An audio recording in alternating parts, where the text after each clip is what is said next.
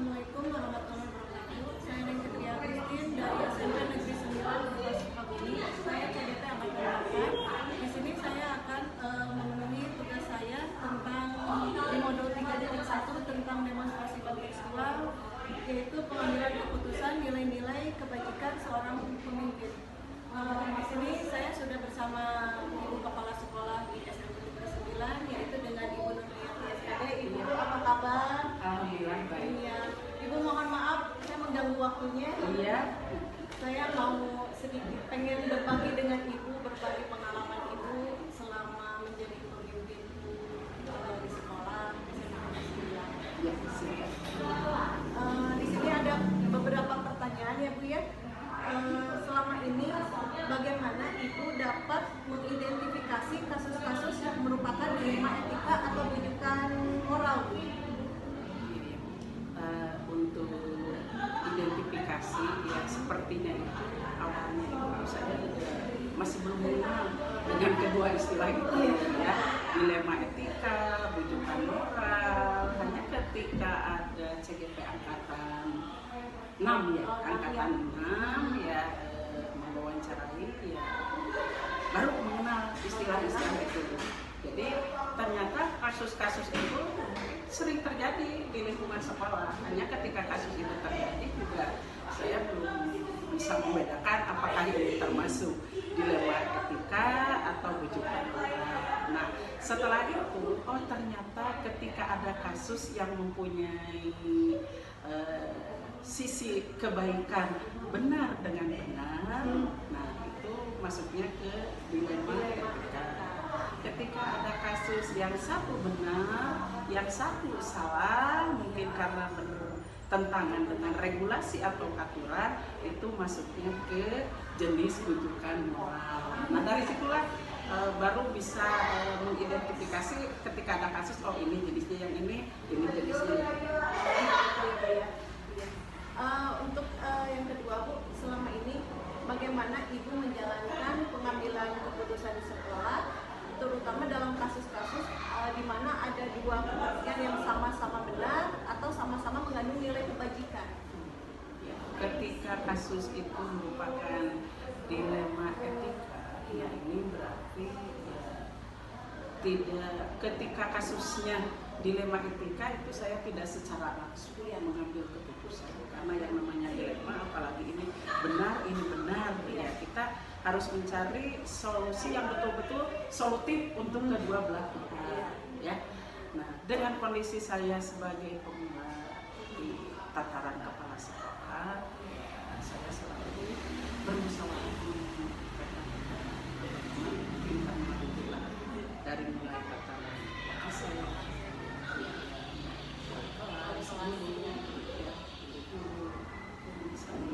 kalau perlu melibatkan orang tua dan secara internal. Berarti dengan koordinasi dengan Wakasek dulu ya? Iya betul ya. Iya, ketika berhubungan dengan kegiatan pembelajaran dengan Wakasek kurikulum, ketika pelanggaran siswa dengan kesiswaan dengan BK, ketika dengan pengelolaan anggaran dengan bendahara gitu ya. Jadi pihak-pihak yang terkait. Selanjutnya Bu, apa langkah-langkah atau prosedur apa yang biasa Ibu lakukan selama ini? Ya seperti yang tadi disampaikan, jadi ketika ada kasus yang berupa dilema etika, saya selalu berproses dari mulai identifikasi permasalahan, kemudian mengumpulkan fakta-fakta yang ada seperti apa, kemudian koordinasinya dengan pihak siapa gitu ya, dengan orang-orang yang terkait gitu. Kalaupun secara internal masih belum yakin atas keputusan itu, nah baru koordinasi atau konsultasi dengan pihak luar. Biasanya dengan rekan sejawat di LKKS, barangkali rekan sejawat juga ya di LKKS pernah mengalami hal yang sama ya. Nah, yang kedua biasanya ke pihak Disdik, yang paling sering itu dengan pengawas pembina. Kalau ada apa-apa itu dengan Pak Arsyani ya, dengan pengawas pembina. Selanjutnya Bu, hal apa saja yang yang Ibu anggap efektif dalam pengambilan keputusan pada kasus-kasus dilema etika ini? Yang dirasa paling efektif, ya, sekalipun posisi saya sebagai kepala sekolah, ya, satu, pemegang kebijakan, dua, pengambil keputusan, yang ketiga, ya penanggung resiko. Ya, ketika penanggung resiko, ya dalam pengambilan keputusan harus lebih berhati-hati, karena kalau ada apa-apa kembali lagi ke kepala sekolah. Apalagi ketika dilema etika, kita harus bisa mengcover solusi terbaik untuk kedua belah pihak. Jadi ya musyawarah, kata kuncinya itu musyawarah. Bermusyawarah dulu sebelum mengambil keputusan.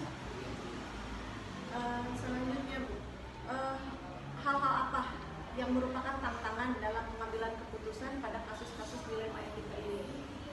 Hal yang menjadi tantangan itu ya ketika sebuah keputusan itu kemungkinan besar tidak bisa mengcover atau sepaham dengan warga, misalnya 100%, ada 1-2 yang tidak sepakat. Tapi saya selalu berprinsip ketika keputusan itu dilihat dampak ke depannya, dampak positif. Kemudian yang tidak pahamnya itu sebagian besar atau hanya beberapa orang saja gitu. Ya. Jadi ada ininya Bu ya.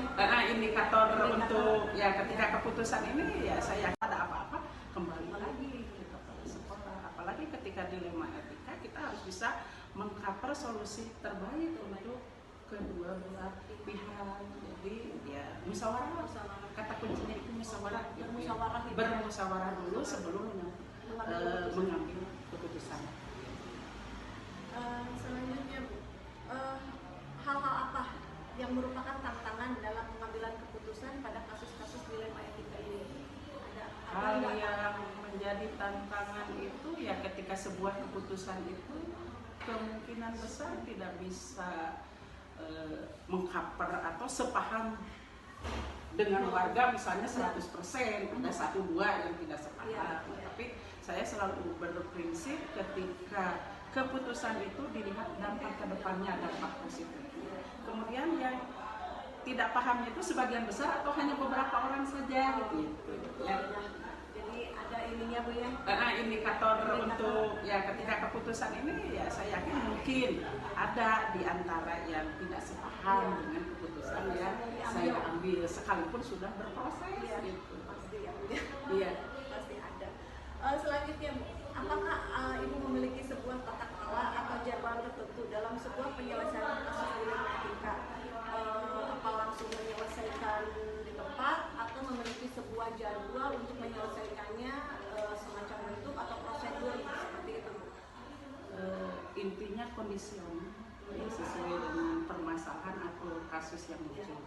Ketika kasus itu perlu diselesaikan dengan cepat, ya, itu saya mencoba mengambil keputusan dengan cepat. Tapi kalaupun ada kasus yang perlu pertimbangan sana sini ya, apalagi menyangkut dilema etika, jangan sampai ada pihak yang dirugikan, ya secara bertahap berproses ya, seperti yang tadi dari identifikasi masalah, menentukan fakta, koordinasi internal, eksternal, kemudian penyampaian keputusan. Dari keputusan yang sudah diambil, sampaikan, komunikasikan dengan selanjutnya Bu, apakah ada seseorang atau faktor-faktor yang selama ini mempermudah atau membantu Ibu dalam pengambilan keputusan dalam kasus-kasus dilema etika ini? Ada yang membantu Ibu? Iya, selama ini saya merasa selalu dibantu, terutama secara internal oleh rekan-rekan para wakasek, komite, pihak luar juga sama rekan KKS dan juga dari dinas pengawas pembinaan, itu yang dirasakan efektif gitu. Apalagi ketika kepala sekolahnya masih pemula dan selama 1,5 tahun alhamdulillah ada beberapa kasus yang sudah sampai ke pengambilan keputusan tapi tidak berdampak negatif lah baik ke pihak internal sekolah maupun saya secara personal pribadi ya Bu ya? Ya, pribadi. Yang terakhir Bu,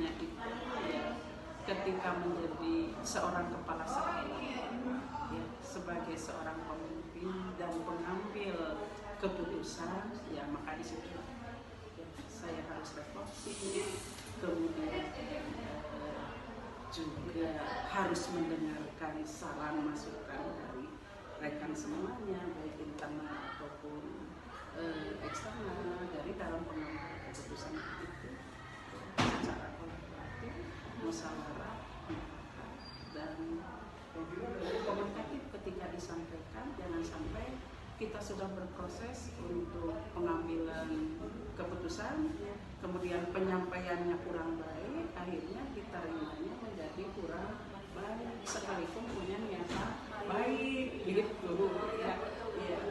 Ya, pengalaman berharga dari kasus-kasus yang dilalui saja yang ada ya. Akhirnya ketika kasus seperti ini, oh ini akhirnya pengalamanlah menjadi sebuah hal yang sangat berharga dalam mengambil keputusan, yang sementara mungkin ketika jadi guru tidak dituntut seperti itu. Betul. Gitu, ya. Iya Ibu, terima kasih sudah berbagi pengalaman dengan saya. Saya jadi lebih terbuka wawasan saya tentang kepemimpinan, khususnya di tentang pengambilan keputusan di pengambilan keputusan dengan nilai-nilai kebajikan seorang pemimpin ini. Terima kasih banyak Ibu waktunya. Assalamualaikum warahmatullahi wabarakatuh. Waalaikumsalam warahmatullahi wabarakatuh. Assalamualaikum warahmatullahi wabarakatuh. Saya Nengkutri Agustin dari SMP Negeri 9 Kota Sukabumi, CGP Angkatan 8. Di sini saya akan memenuhi tugas dari modul 3.1, yaitu demonstrasi kontekstual tentang pengambilan keputusan berbasis nilai-nilai kebajikan. Dan di sini juga saya sudah berada di SMP Negeri 8 dengan Ibu Kepala Sekolah, yaitu dengan Ibu Nunung. Terima kasih Ibu. Assalamualaikum warahmatullahi wabarakatuh. Ibu, apa kabar? Alhamdulillah. Sama-sama, bagaimana kabarnya? Alhamdulillah Ibu. Terima kasih atas waktunya. Sudah mau meluangkan waktu buat berbagi pengalaman di kepemimpinan tentang nilai-nilai kebajikan. Saya ada beberapa pertanyaan ini Bu. Iya. Perkenalan diri. Oh iya, saya lupa Ibu perkenalan dirinya. Saya dengan Nengkutri Agustin, Ibu dari SMP 9. Iya, senang bertemu dengan Ibu di SMP 8 ini dengan Ibu Nunung. Alhamdulillah bisa bersilaturahmi juga Ibu. Alhamdulillah, terima kasih. Kita bisa bersilaturahmi, berbagi pengalaman ini. Iya, Ibu. Sama belajar. Iya, Ibu. Di sini saya ada beberapa pertanyaan buat tentang kepemimpinan ini, Ibu ya. Selama Ibu memimpin di sekolah, Ibu dapat mengidentifikasi kasus-kasus yang merupakan dilema etika atau bujukan moral. Bagaimana itu menurut Ibu tentang kasus tersebut? Ya, selama saya menjabat sebagai kepala sekolah 18 bulan ini ya, Iya. tentunya ada dilema etika, kemudian rujukan moral.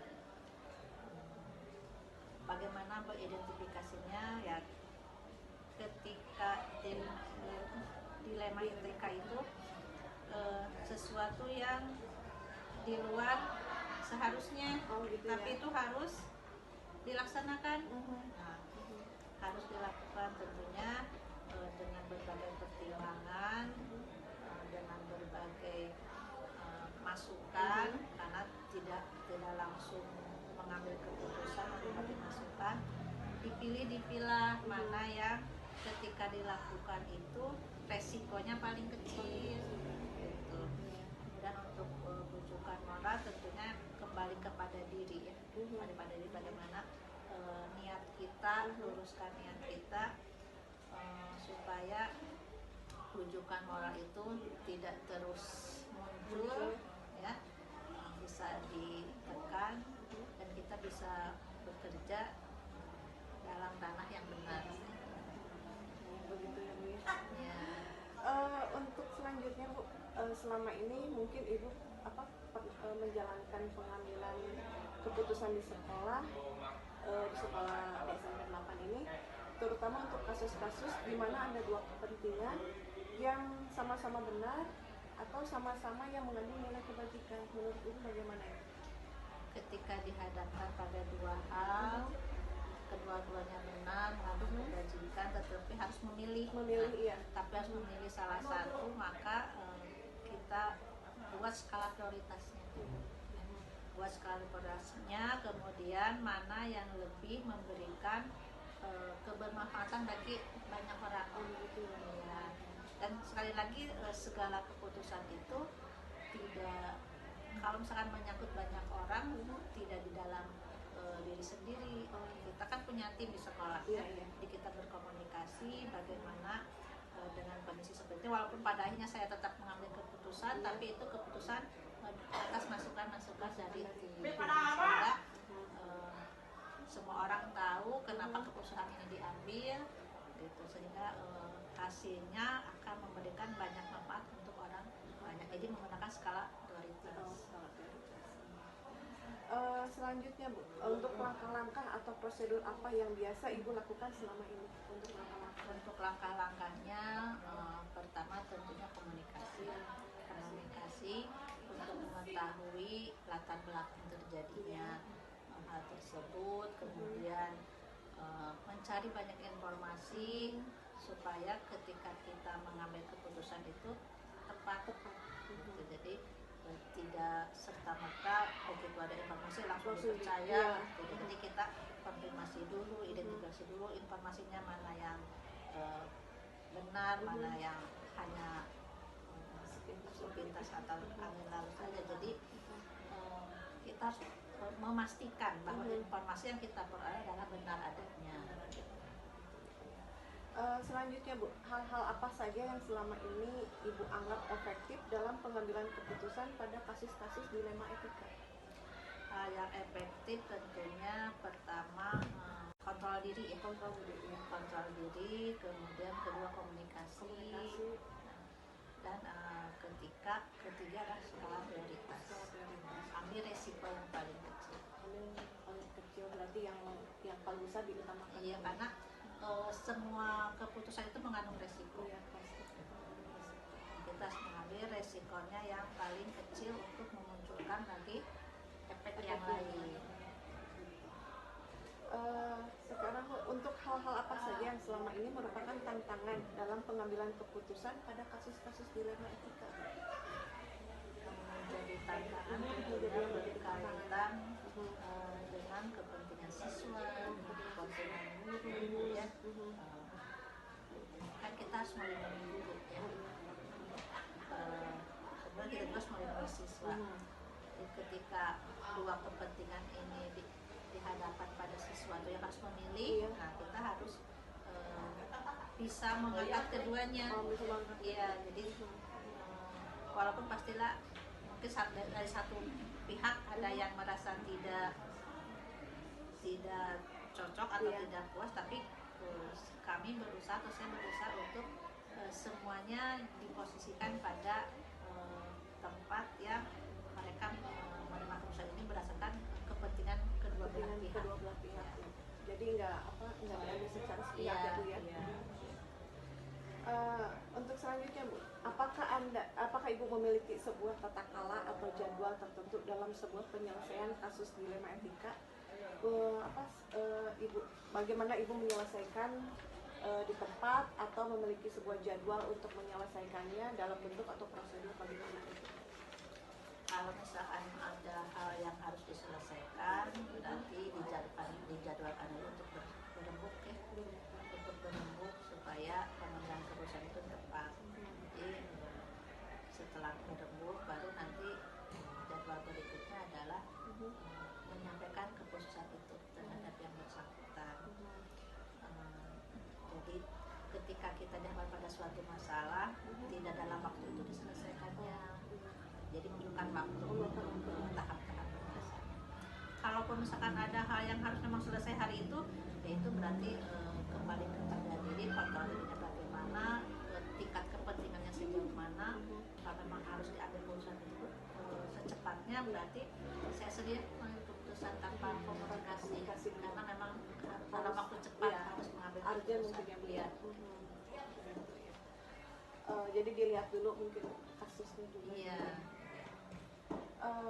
Untuk selanjutnya Bu, adakah seseorang atau faktor-faktor yang selama ini mempermudah atau membantu Ibu dalam pengambilan keputusan untuk kasus-kasus dilema etika ini? Ya tentunya tim ya, Tim. tim di sekolah, karena sekolah ini suatu organisasi yang manajemennya kan tidak satu orang ya, sudah tidak satu orang, dan itu diefektifkan, digunakan, sehingga ketika dihadapkan pada suatu masalah, tim ini yang bekerja sama yang bisa mendukung saya selama ini, sehingga masalah-masalah yang ada itu bisa diselesaikan. Jadi dengan tim di sekolah Iya. ya Bu ya, menjadi untuk yang membantu. Iya. Iya Bu, yang untuk yang terakhir Bu, dari semua hal yang telah Ibu sampaikan, pembelajaran apa yang bisa Ibu petik pengalaman Ibu dalam pengambilan kasus dilema ini? Banyak pembelajarannya ya, karena pengalaman ini akan menjadi pengetahuan Iya. ilmu untuk selanjutnya. Jadi ketika kita dihadapkan pada masalah harus tenang, Ya.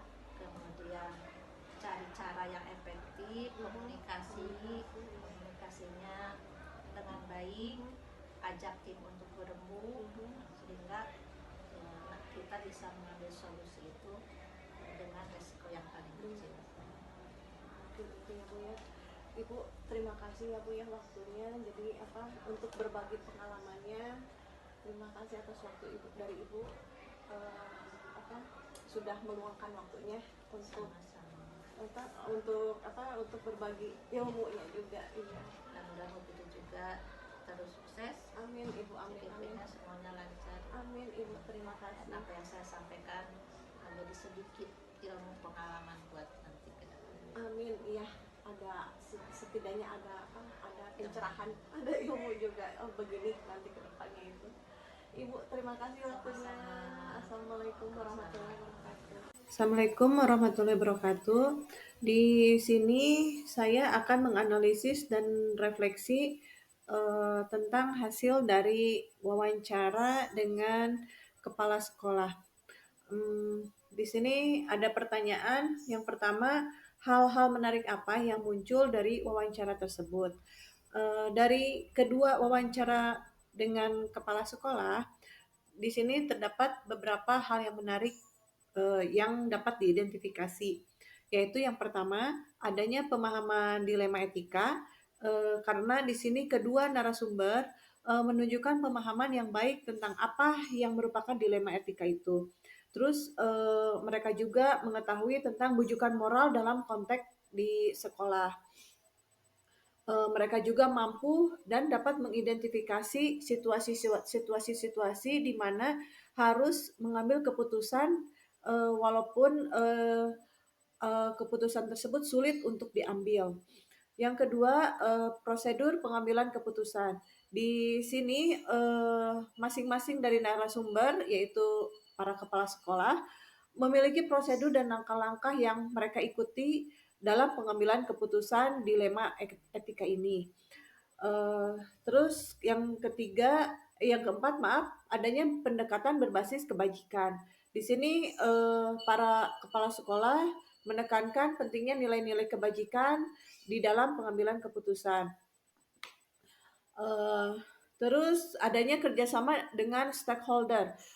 Para kepala sekolah ini sebelum mengambil keputusan, mereka selalu melibatkan para stakeholder yang ada di lingkungan sekolah, terus bahkan sampai ada yang ke dinas juga, sampai ke pengawas juga untuk berkolaborasi untuk pengambilan keputusan yang melibatkan dilema etika ini. Terus tantangan dan pembelajarannya, di sini kedua narasumber mengakui bahwa menghadapi dilema etika bukanlah tugas yang sangat mudah. mereka menghadapi berbagai tantangan seperti mempertimbangkan banyak faktor juga. Banyak faktor, kadang yang satu merasa puas dengan keputusannya, kadang yang satu tidak puas, ya seperti itu. Jadi para stakeholder ini, para kepala sekolah ini kadang mengalami dilema juga. Terus pentingnya etika dalam pendidikan, di sini para narasumber juga, para kepala sekolah juga menegaskan pentingnya etika di dalam pendidikan di sekolah ini. Eh, dalam analisis lebih dalam, kita dapat mengevaluasi bagaimana pendekatan dan strategi masing-masing dari para kepala sekolah ini. Pertanyaan yang kedua di sini, bagaimana hasil wawancara antara dua pimpinan yang Anda wawancarai, adakah sebuah persamaan dan perbedaannya?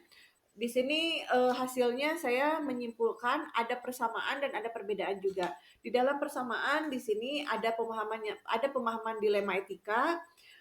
Semua para narasumber atau kepala sekolah di sini memiliki pemahaman yang kuat tentang apa yang merupakan dilema etika ini dan bujukan moral juga. Terus mereka juga bisa mengidentifikasi situasi-situasi ketika mereka mau menghadapi situasi yang sulit. Terus adanya pendekatan berbasis kebajikan juga. Dari kedua kepala sekolah ini menekankan pentingnya berlandaskan pada nilai-nilai kebajikan dalam pengambilan keputusan. Terus adanya kerjasama dengan stakeholder.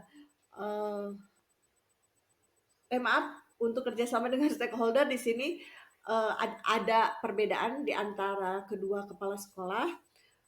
Jadi yang persamaannya di dalam prosedur pengambilan keputusan mereka sama, mereka mengikuti langkah-langkah atau prosedur yang mereka ikuti dalam pengambilan keputusan. Jadi untuk langkah-langkahnya dalam pengambilan keputusan di antara kedua kepala sekolah ini sama. Untuk perbedaannya, menurut saya adanya kerjasama dengan stakeholder. Maksudnya kalau di SMP 8, Ibu Kepala Sekolahnya Bu Nunung, stakeholdernya cuman dari warga sekolah, dari Wakasek, dari guru, dari orang tua, komite.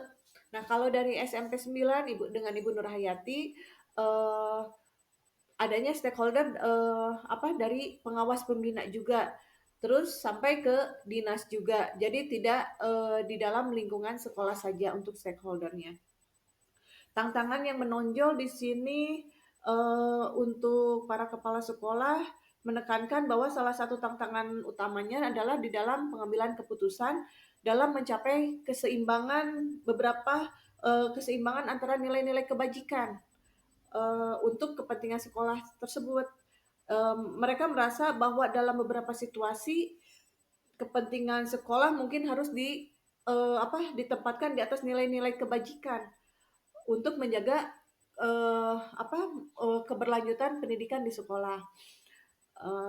Yang terakhir mungkin pendekatan dalam mengatasi tantangan. Di sini yang menonjol mengatasi tantangannya dalam pengambilan keputusan, adanya komunikasi dan dialog terbuka dengan semua pihak. Mungkin itu perbedaan dan persamaannya. Jadi secara keseluruhan persamaan terletak pada pemahaman yang kuat tentang dilema etika dan pentingnya nilai-nilai kebajikan. Dan perbedaannya itu di stakeholdernya. Pertanyaan yang selanjutnya, apa rencana ke depan para pimpinan dalam menjalani pengambilan keputusan yang mengandung unsur dilema etika? Bagaimana mereka bisa mengukur efektivitas pengambilan keputusan mereka? Di sini kedua kepala sekolah memiliki rencana ke depan yang berkaitan dengan pengambilan keputusan di dalam situasi dilema etika ini. Untuk untuk Ibu Nunung di sini untuk terus memperbaharui panduan dan prosedur pengambilan keputusan sekolahnya. Terus kalau untuk Ibu Nurhayati dengan banyak melibatkan pemangku kepentingan seperti dengan para wakasek, guru, pengawas, sampai ke dinas juga, orang tua sama orang tua juga, komite juga. Di sini mengukur efektivitas pengambilan keputusan, mereka akan dilakukan dengan memantau hasil jangka panjang dari kebijakan yang telah diambil seperti perubahan dalam kualitas pendidikan, perilaku siswa, dan tingkat kepuasan orang tua juga. Mereka juga akan melibatkan stakeholder dalam proses evaluasi ini. Dan seperti dengan mengadakan survei atau diskusi terbuka. Dengan demikian, mereka berharap bisa memastikan bahwa keputusan yang diambil bisa selaras dengan tujuan dari sekolah dan dengan nilai-nilai yang mereka anut. Pertanyaan selanjutnya di sini, bagaimana Anda sendiri akan menerapkan pengambilan keputusan dilema etika pada lingkungan Anda, pada murid-murid Anda, dan pada kolega guru-guru Anda yang lain? Kapan Anda akan menerapkannya? Di sini saya akan mencoba menjawab. Sebagai seorang pemimpin pembelajaran, saya akan menerapkan pengambilan keputusan berdasarkan dari pembelajaran yang telah saya pelajari di modul 3 ini. Di modul 3 ini, pertama saya akan mengenali dulu situasi yang mengandung unsur dilema etika atau bujukan moral, seperti kasus yang mempengaruhi murid atau staf guru atau guru-guru. Saya akan berusaha untuk memahami seluruh aspek dan konsekuensi dari kasus tersebut. Terus saya juga akan melibatkan banyak pihak juga di dalam kepentingan ini, termasuk orang tua juga, komite sekolah, dewan kelas, dan jika perlu saya bahkan akan berkonsultasi etika dalam proses pengambilan keputusan ini. Dengan diskusi terbuka akan membantu dalam mengidentifikasi berbagai sudut pandang dan potensi solusinya. Dengan tidak lupa saya juga akan mengacu pada prinsip-prinsip etika dan nilai-nilai kebajikan seorang pemimpin. Pengambilan keputusan dilema etika akan saya terapkan saat situasi tersebut muncul tanpa menunda-nunda. Namun saya akan memberikan waktu yang cukup untuk adanya diskusi dan pemahaman bersama sebelum akhirnya saya ambil hasil keputusan. Jadi saya akan bermusyawarah dulu dengan para rekan, dengan melibatkan banyak orang juga untuk menghasilkan hasil keputusan yang bijaksana. Selain itu juga saya akan menjadikan pengalaman ini sebagai pembelajaran bagi murid-murid saya di masa yang akan datang. Saya akan mengajarkan mereka bagaimana menghadapi dilema etika dengan cara yang etis dan berlandaskan pada nilai-nilai kebajikan. Mungkin itu saja yang bisa saya simpulkan dan analisis dari hasil wawancara dengan